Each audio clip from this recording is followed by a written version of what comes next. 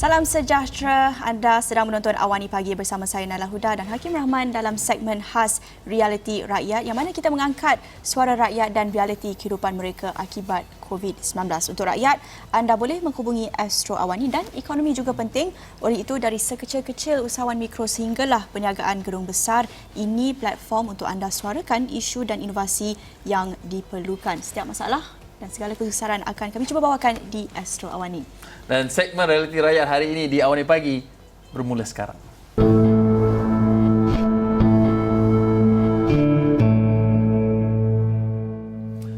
Okey, sejak Perintah Kawalan Pergerakan PKP dikuatkuasakan 18 Mac lalu, banyak perkara yang kita terpaksa lakukan di luar kebiasaan kita. Dan sehubungan itu muncullah istilah norma baru di mana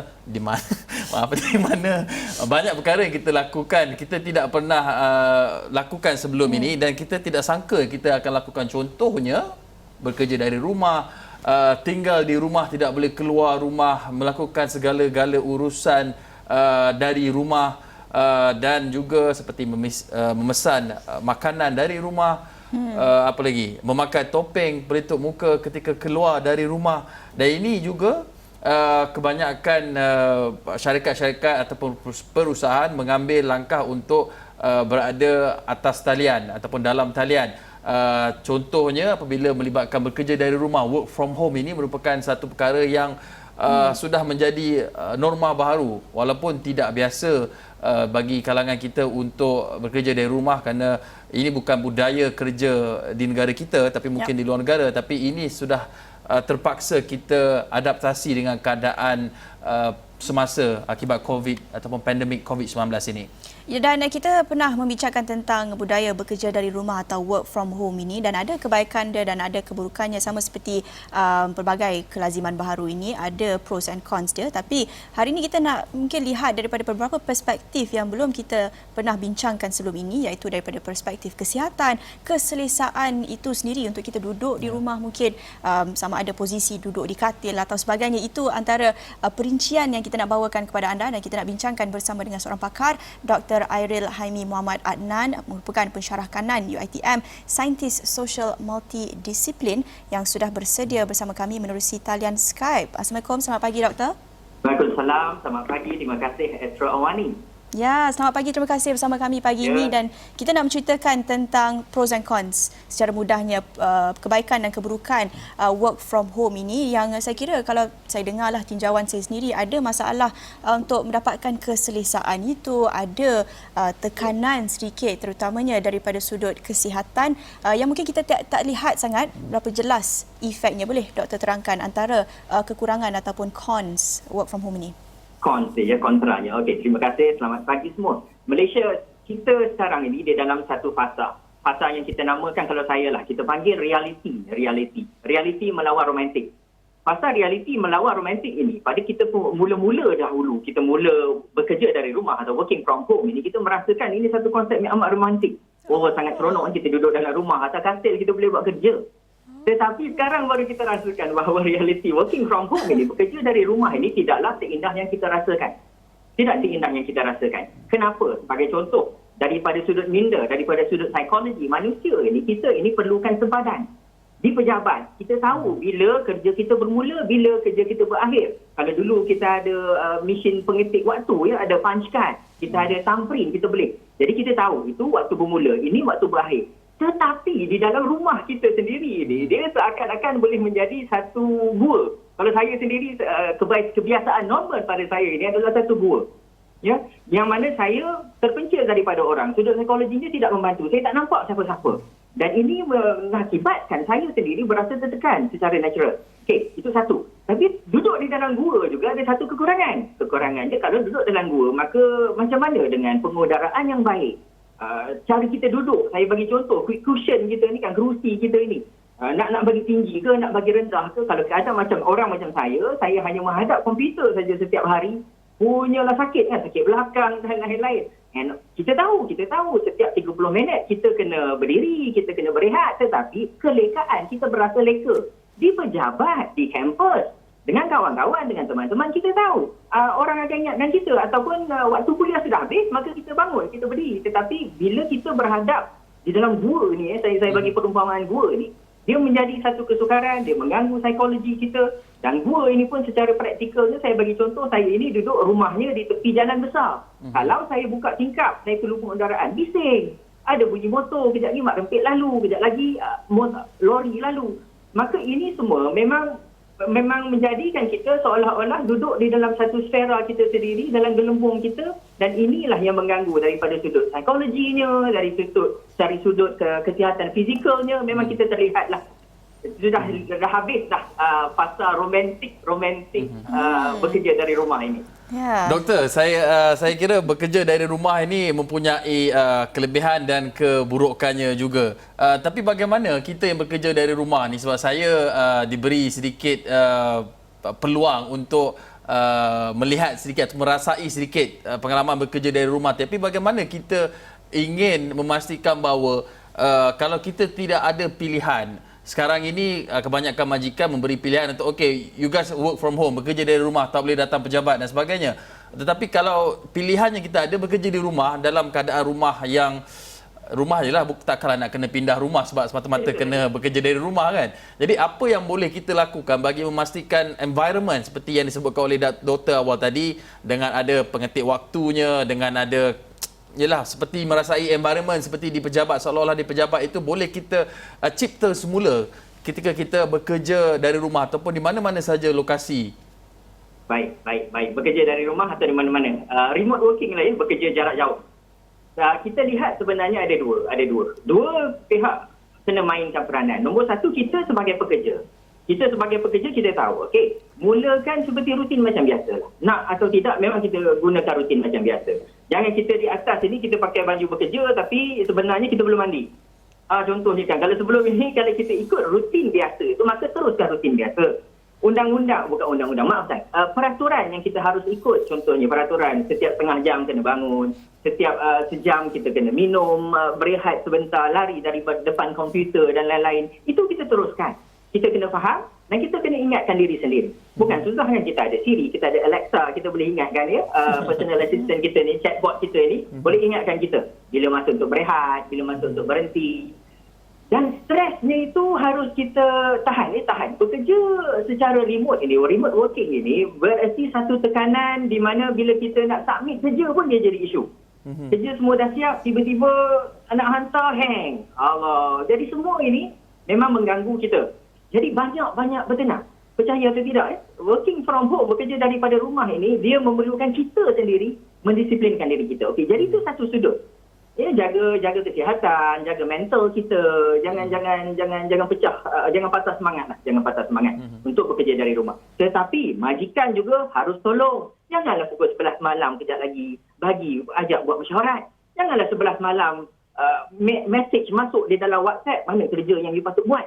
Jadi ini yang sebenarnya yang menjadi satu isu besar kalau kita tengok. Jangan kata macam saya kan, saya ni 40 lebih. Anak-anak muda pun kalau kita tengok di Twitter tu memang tertekan. Yang mengganggu sangat-sangat konsep bekerja dari rumah ini adalah kumpulan segelintir majikan yang seakan-akan kurang faham sempadan di antara rumah dengan kerja.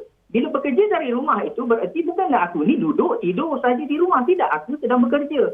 Tetapi kita ada satu kultus, satu kaum. Jadi dia bila majikan tak nampak kita kerja, dia kata dia rasa kita tidak bekerja. Ini majikan minta tolong lah ya. Kita pun bagilah peluang untuk kami ini bekerja secara kita semua lah ya, bekerja secara positif. Janganlah tingkatkan accountability itu dengan menambah-nambah kerja kita.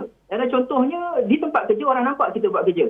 Tapi di rumah seolah-olah dah lah kena buat kerja, kena buat pula. You kena buat pula borang. Isi borang ini sebagai bukti daripada jam sekian you bekerja. Ya, macam mana kita nak buat itu? Itu memberikan tekanan yang amat berat pada kita. Kita sendiri secara peribadi boleh, saya rasa kita boleh jaga diri. Tetapi again, kita terus beri ingatan pada diri sendiri bila waktu bekerja. Sempadan ini penting. Sempadan office itu tak ada, di tempat bekerja itu tidak ada, maka sempadan di dalam minda. Sempadan minda itu kena ada. Bila waktu berhenti, bila waktu makan, bila waktu kita tandas, contohnya haruslah. Ya, semua yang semula jadi ini kita buat seperti biasa dan kita jaga diri kita. Dia panjang sikit daripada kita jaga kita. Kita kena jaga diri kita dengan lebih lagi berbanding kita bekerja di pejabat. Itu pandangan saya. Ya, betul Doktor. Budaya bekerja dari rumah itu dan adaptasi kepada kelaziman baharu ini sebenarnya memerlukan peranan kedua-dua pihak, kita sebagai pekerja dan juga kerjasama bersama dengan majikan itu sendiri. Dan kalau kita lihat inisiatif yang dijalankan oleh majikan, ada laporan beberapa syarikat atau majikan syarikat teknologi besar seperti Google contohnya atau Facebook, mereka ada juga memberikan bantuan atau sokongan dalam bentuk allowance ataupun membekalkan pekerja dengan peranti digital dan sebagainya. Itu antara sokongan yang diberikan buat pekerja untuk mereka bekerja dari rumah. Ini antara contoh sokongan yang dapat kita saksikan. Bagi pandangan doktor sendiri, itu satu contoh. Apa lagi contoh bantuan yang boleh majikan amalkan dalam membantu pekerja mengamalkan kelaziman baharu ini? Terima kasih. Saya pada pandangan saya, satu lagi yang patut kita tengok ialah daripada sudut counselingnya, psikologinya. Ada satu perasaan di mana macam saya kata dia isolasi tu, merasa isolated, kita tersendiri. Itulah macam perkataan saya gua lah, kita duduk di dalam gua kita, tak nampak orang, kita submit kerja, kita hantar kerja tapi kita tak nampak orang terima kerja. Dan kemudian esok kita mulakan balik kerja yang sama kan. Jadi setiap hari ini dia memberi satu tekanan di mana kalau kita biasa macam mana pun, kebiasaan normal ini sebenarnya tidak biasa untuk minda manusia yang normal. Kebiasaan normal ini sebenarnya mencabar minda kita. Jadi kalau kita tengok daripada sudut itu, mungkinlah ada counselling secara remote juga ya, counselling jarak jauh. Ada juga mungkin kita ada satu cara di mana kita melihat, janganlah bekerja berdasarkan melihat, kita kena lihat pekerja itu kerja, barulah kita faham yang dia itu bekerja. Itu tidak betul. Apa kata kita melihat kepada outcome based, outcome based work, di mana kerja yang kita buat itu berdasarkan pencapaian. Sekian pada hujung minggu ini anda harus dapatkan sekian outcome, sekian output yang kita kena ada. Maka kita work oriented daripada situ, bukan place oriented. Jadi anda bekerja, kalau kita fikir secara logik bukan, kalau kita bekerja 9 jam, 8 jam di tempat kerja, betul ke kita kerja? Betul ke kita kerja kalau kita tak fokus? Tetapi di dalam kalau kita letakkan outcome based orientation ini di dalam pekerjaan daripada rumah, saya rasa dia amat membantu kita mencapai, dan majikan pun boleh tengok ini outcome dia sekian. Dan pada masa yang sama janganlah ditekankan, janganlah ditambah dengan pekerjaannya lebih-lebih kena isi borang ini, borang itu. Tidak, tetapi beri kepercayaan kepada kita, dan kita pula harus ada disiplin untuk meneruskan apa yang kita buat sebelum ini, tetapi dengan kebiasaan atau kelaziman normal ni, kelaziman baharu, kelebihan baru. Doktor, saya dengarlah dalam kalangan mereka golongan yang bekerja dari rumah ini ada yang meluahkan rasa bimbang, ada yang khawatir bahawa majikan mereka mungkin akan menjadikan work from home ini sebagai satu alasan untuk memotong gaji mereka. Ada yang khawatir mungkin perkara ini akan berlaku dalam masa yang akan datang, melihat kepada work from home ini mungkin akan diamalkan dalam jangka masa yang panjang. Jadi pandangan doktor sendiri, adakah ini wajar untuk menjadi alasan memotong gaji atau itu satu perkara yang mungkin tidak beretika? Kalau saya kata tu, memang saya tidak menyokong majikan sebab saya pun bekerja contohnya. Tetapi kita faham, majikan sendiri ada kekangan daripada sudut pekerjaan, gaji dan lain-lain. Kita pun faham. Seluruh dunia sedang menghadapi pandemik. Tetapi empati itu amat diperlukan. Empati kepada kita yang bekerja ini. Kita tetap bekerja macam biasa. Saya sendiri memang sebelum daripada konsep working from home, bekerja daripada rumah ini, memang melihat saya tidak perlu berada physically, secara fizikal di satu-satu tempat untuk saya buat kerja. Tetapi tak apa, kerja saya ini lebih kepada ahli akademik. Jadi saya boleh type kerja, saya boleh menaik, saya boleh buat kerja di mana-mana saja. Okay. Maka apa yang perlu adalah satu rasa empati yang tinggi. Kalau perlu pula dibuat satu rang undang-undang baru contohnya. Tak boleh. Tak boleh ditekan para pekerja lebih daripada 38.5 jam ataupun 39 jam seminggu. Tapi itu terserah kepada parlimen kita lah ya. Pada masa yang sama, ada pula kefahaman di mana kalau kita bekerja 9 sampai 5 di tempat kerja itu, maka 9 sampai 5 itulah konsep yang kita harus pakai di rumah. Jangan ingat kami 9 sampai 5 di rumah ini duduk goyang kaki baring atas katil. Tidak. Kita tetap bekerja macam biasa. Sedangkan tiba-tiba alasannya bila dia tidak nampak. Jadi memang kultur the count that not seeing you. Dia tak nampak. Dia jadi satu kepercayaan.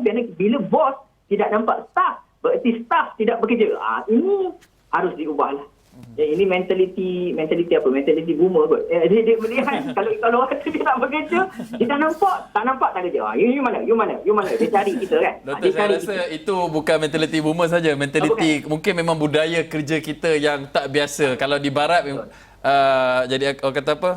Remote working ni sudah jadi satu perkara yang normal, result oriented, tapi kita di sini sedikit berbeza. Tapi inilah norma baru yang perlu kita biasakan untuk kita membiasakan diri dengan melihat kepada hasil kerja, bukannya nampak depan mata. Sebab kalau macam tu ramailah orang yang suka kipas bos, duduk pejabat 12 jam, 14 jam tapi tak buat apa, tapi nampak je LLB, look like busy namanya doktor. Okey doktor, kita perlu berhenti rehat seketika. Banyak lagi kita nak bincangkan, kembali selepas ini.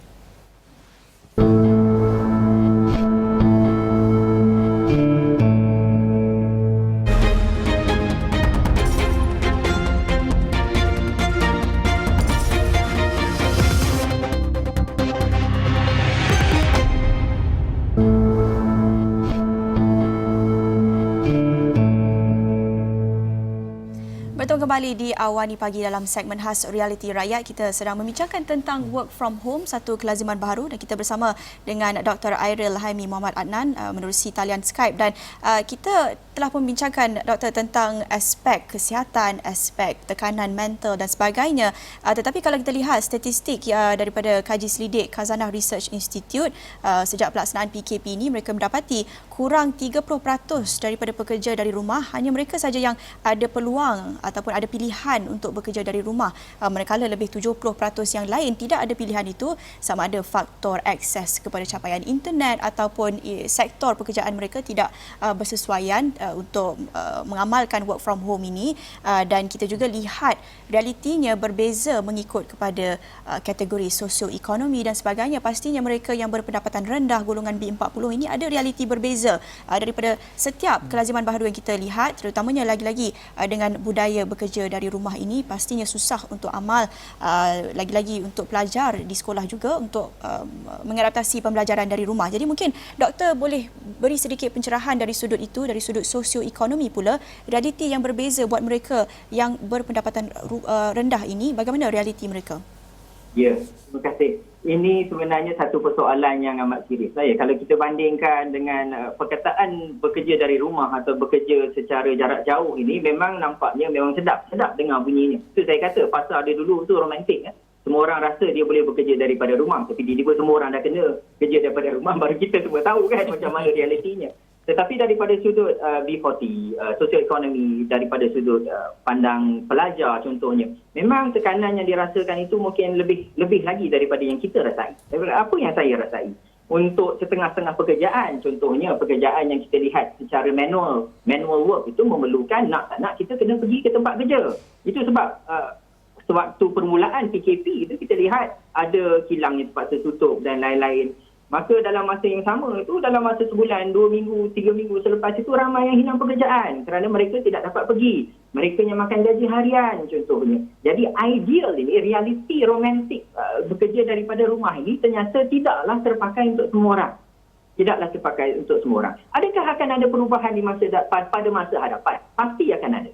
Kita tahu kita di dalam tahap industri 4.0 dan kita tahu sekarang ni antara benda yang dipelajari oleh kilang, oleh manufacturing sector contohnya, dia tahu sekarang ni betapa dia tak boleh ada masalah macam ini lagi. Maka tentu selepas ini dia akan ke robot, dia akan menggunakan robot, dia akan menggunakan AI contohnya untuk jaga kilang dia. Okey, apa jadi pula kepada pekerja-pekerja B40 ini contohnya? Okey, masanya sudah sampai untuk kita upskill dan reskill lah.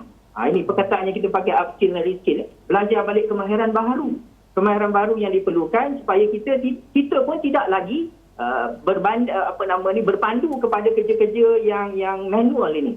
Ya, kita tidak lagi berorientasikan pekerjaan manual, bergerak ke arah pekerjaan kemahiran yang memerlukan kemahiran. Dan kita tahu tiba-tiba ramai orang sekarang ini menjadi peniaga, ya, entrepreneurship, ya. Keusahawanan itu, jadi peluang-peluang baru harus dicari supaya tidak lagi kita terperangkap di dalam lapisan yang dipanggil B40 ini yang tidak ada peluang pun. Saya faham dan saya amat-amat berempati. Kita rasa tak patutlah, tak adil. Kita boleh kerja daripada rumah, mereka tidak, mereka kena keluar, tetapi kalau kena buang, mereka dahulu kena buang.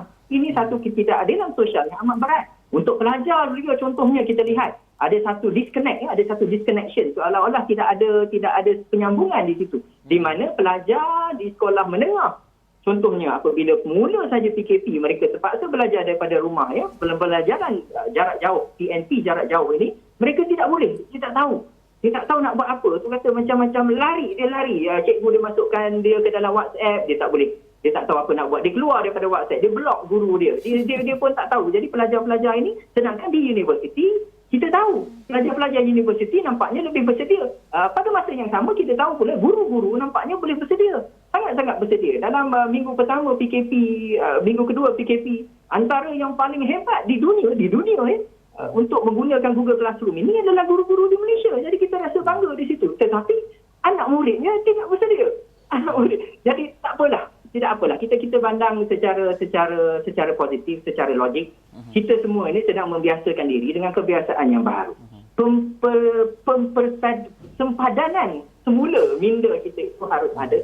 Kita harus bersedia untuk cabaran yang akan datang yang lebih hebat daripada ini sebenarnya untuk masa depan.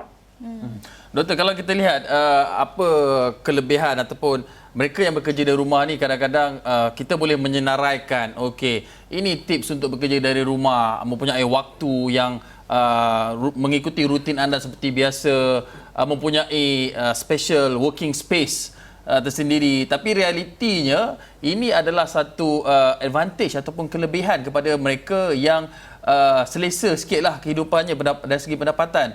Tapi dari segi golongan mereka yang kalau lihat daripada keluarga B40, ini bukanlah satu luxury kepada mereka, tapi dia akan jadi satu tekanan kerana kita mengambil contoh situasi sebuah keluarga dengan ahli keluarganya ada 5 orang, 6 orang tinggal di rumah 2 bilik, flat 2 bilik. Di mana ruang untuk bekerja itu? Mesti sukar dengan nak mengurus anak-anak lagi, tapi bergerak ke hadapan, bagaimana kita boleh memperbaiki support system ataupun ekosistem untuk memastikan bahawa bukan saja minda kita ni, persempadanan minda untuk kita bergerak dalam norma baru ini juga dapat kita transform, tapi daripada segi sokongan sosial itu sendiri. Sokongannya sosial. Terima kasih. Itu juga satu soalan yang amat berat. Ya. Kita tengok, macam saya kata tadi tentang pelajar-pelajar sekolah. Bayangkan juga di dalam satu family yang ni ada 5 orang anak. Ini semuanya tingkatan 1, 2, 3, 4, 5. Komputernya ada satu. Duduknya di dalam satu rumah. Tak kisah walaupun besar mana pun rumah, komputer itu ada satu. Tetapi adakah ibu bapa itu, mak dengan ayah itu perlu beli 5 komputer pula? Supaya setiap seorang anak itu dapat work from home atau belajar daripada rumah, belajar jarak jauh. Adakah itu caranya? Tetapi tak boleh lah kan, tak realistik lah. Kita pun tahu dalam family ada kita punya keperluan lain yang lebih lagi kritikal daripada setakat beli komputer. Maka kita faham dan itu kita ucapkan tahniah kepada Kementerian Pendidikan kerana bergerak secepat mungkin mencari SOP yang sepatutnya dan memulakan kembali persekolahan. Maka dalam kalau kita ambil itu sebagai satu contoh apa yang dilakukan, tindakan yang diambil oleh Kementerian Pendidikan itu harus ada satu sistem yang daripada top hingga ke bawah, top down. Kena ada satu sistem, kena ada polisinya, SOP-nya tersedia, kemudian barulah orang kita semua ni yang di bawah, di lapisan pekerja ini, kita tahu apa yang perlu kita buat. Okey. Adakah kita perlu mendapat bantuan daripada sudut infrastruktur dan lain-lain? Oh tentu, sudah tentu. Kalau untuk bekerja daripada rumah, benda yang paling basic, yang paling asas itu harus ada internet. Kan? Internet connection yang paling roman punya okey sikit lah ya. Tak payahlah terlampau laju, tetapi kena ada.